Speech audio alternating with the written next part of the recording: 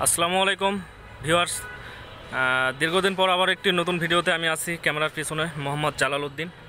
তো ক্যামেরাতে দেখতে পাচ্ছেন যে একটি আমের গাছ।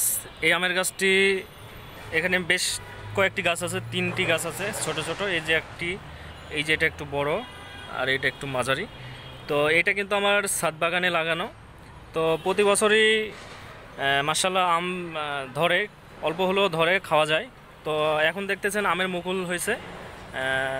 যদিও অন্যান্য অঞ্চলে আম কিন্তু বড় বড় হয়ে গেছে, কিন্তু এখানে সবেমাত্র মুকুল দিছে, আম ফুটতে শুরু করেছে। এই যে দেখতে পাচ্ছেন।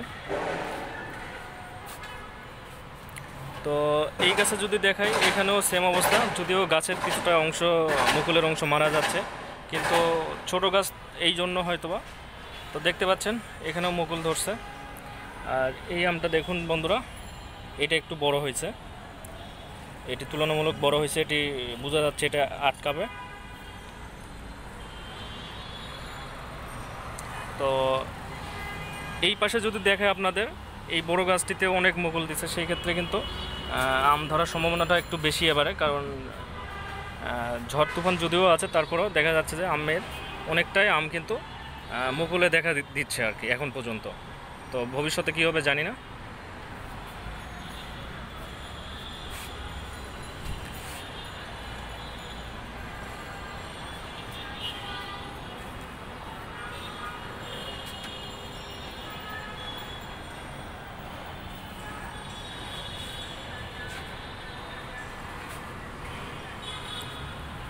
তো ভিউয়ার্স, এখানে দেখতে পাচ্ছেন এইটাও আমটা অনেক বড় হয়েছে, এটাও আটকাবে বোঝা যাচ্ছে।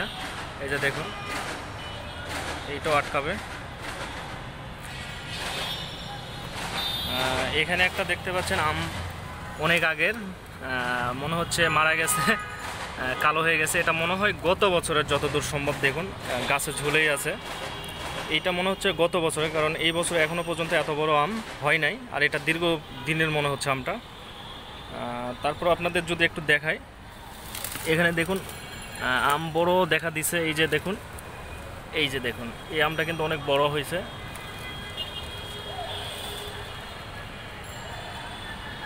তো ভিউয়ার্স, আজকের ভিডিওটি এই পর্যন্তই।